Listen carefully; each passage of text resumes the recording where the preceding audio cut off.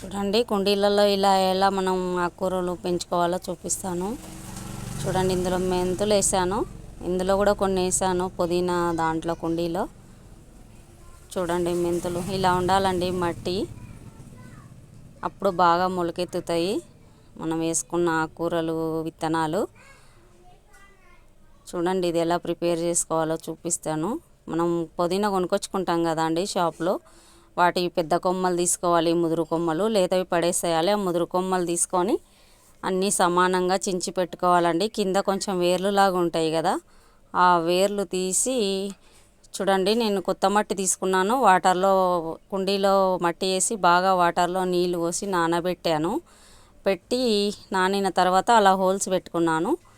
Holes పెట్టుకొని ఆ హోల్స్లోకి ఇలా రెండు సమానంగా చూడండి ఇలాగ కట్ చేసుకున్న ముక్కలు రెండు రెండు పెడుతున్నాను ఒక హోల్లో. అలా అన్ని హోల్స్లో అన్ని కొమ్మల్ని పెట్టేసుకోవాలి. మన దగ్గర ఎన్ని ఉంటే అన్ని ఆ హోల్స్లో పెట్టేసుకోవాలి. అలా పెట్టి తర్వాత మట్టిని ఇలా ఒత్తుతూ గట్టిగా గాలి పోకుండా కొంచెం ఒత్తి పెట్టాలండి. అప్పుడు ఏర్లు వచ్చి బాగా బతుకుతాయి చెట్లు. మనం కొనుక్కొచ్చుకున్నప్పుడు ఇలా చిన్న చిన్న బాటిల్స్లో కుండీల్లో కూడా పెట్టుకోవచ్చు. ఇలా పెట్టుకున్నాం అనుకోండి, ఇంకా మనం ఎప్పుడైనా కావాలన్నప్పుడు ఫ్రెష్గా కొంచెం తెంపి వేసుకోవచ్చు. భూమి నేల అవసరం లేదండి, చిన్న చిన్న కుండీల్లో కూడా కొన్ని రకాలు పెంచుకోవచ్చు మనం. నేను చాలానే అలా కుండీల్లో పెట్టుకుంటాను. ఈ మధ్య షాప్ వల్ల కొంచెం కుదరడం లేదు నాకు, లేకపోతే నేను బాగా అన్ని ఆకుకూరలు పెట్టుకునేదాన్ని. కొన్ని మాత్రమే ఉన్నాయి ఇప్పుడు నా దగ్గర. చూడండి ఓకే, ఈ చూపిస్తాను చూడండి ఎలా పెట్టుకున్నాను అనేది మీకు. చూడండి పాత కుండీలు ఉంటే అంటే వాడకుండా కొన్ని రోజులు పక్కన వేసేసాను, కొంచెం మట్టి ఉంది అందులో. చూడండి ఇలా తీసుకుంటున్నాను, 2 కుండీలు తీసుకున్నాను నేను అలాగా. మనీ ప్లాంట్ చూడండి కొంచెం పడితే మళ్ళీ కింద నుంచి ఏరొచ్చి మళ్ళీ ఇంకో కొత్త మొక్క మొలిసింది. ఇదేమో పులిచింత కూర, చాలా బాగుంటుంది. పప్పు వండుకోవచ్చు, కందిపప్పులో వేసి రుబ్బి వండుకోవచ్చు. శనగపప్పు ఆ పులిచింత కూర కూడా ఆకుల్లాగా కూరలాగా కూడా వండుకోవచ్చండి, చాలా బాగుంటుంది. చాలా ఉంది 3-4 కుండీలలో పులిచింత కూర మాకు. చూడండి ఎండిపోయింది మట్టి మొత్తం, చాలా రోజులు వాడలేదు నేను ఆ కుండీని.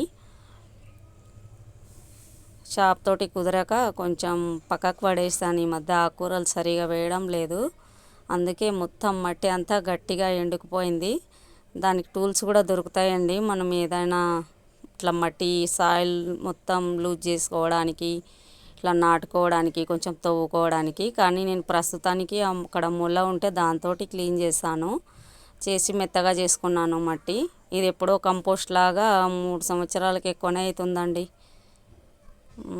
4 సంవత్సరాలు అయిందండి. దాంతో కూరగాయల చెత్త మనం అది ఇది ఉంటుంది కదా, కూరగాయలు అలాంటి చెత్త అంతా వేసి దాని మీద కొంచెం మట్టి వేస్తూ అలా కాంపోస్ట్ లాగా తయారు చేసుకున్నాను నేను. దాన్ని అంతా ఎత్తి ఒక దగ్గర అలా మూలకు పెట్టేసుకున్నాను. అప్పుడు ఉండేది అలా పెట్టుకోవడానికి, ఇప్పుడు కంపోస్ట్ చేసుకోవడానికి లేదు. అది చేసింది ఉంటేనే నేను అలా పక్కకు పెట్టేసుకున్నాను. దాన్ని ఇప్పుడు ఈ కుండీలలో పోస్తున్నాను మట్టి. అందులో మనం మట్టి వేసినప్పుడు మట్టిలో రాళ్ళు కూడా ఉంటాయి కదండి, ఆ రాళ్ళన్నీ ఇలా క్లీన్ చేస్తున్నాను. ఆకుకూరలకి ఎంత మెత్తగా మట్టి ఉంటే అంత మంచిగా ఆకుకూరలు పెరుగుతాయి.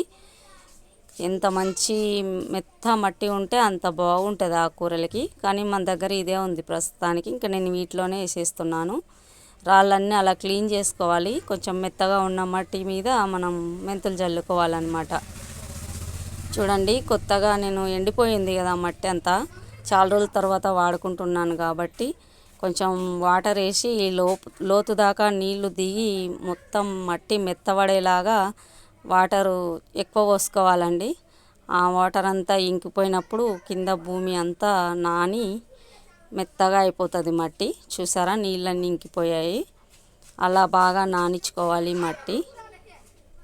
తర్వాత మనం అలా సదురు చేసుకొని రాళ్ళు తీసుకున్న దాని మీద ఇలా మెంతులను చల్లుకోవాలి. ఒక చేతితోని నాకు తీయనీకి రాక ఒక చేతితో తీస్తూ చేస్తున్నాను. వీడియో కదులుతూ కొంచెం సరిగా రాలేదు, సారీ ఏమనుకోవద్దు. చూడండి ఇలా అన్నీ చల్లుకోవాలి. మొత్తం ఇలా అన్నీ చల్లేసుకున్న తర్వాత మళ్ళీ దాని మీద మనం కొంచెం పొడి మట్టి పక్కన తీసి పెట్టుకోవాలండి. ఆ మట్టిని మళ్ళీ మెంతులో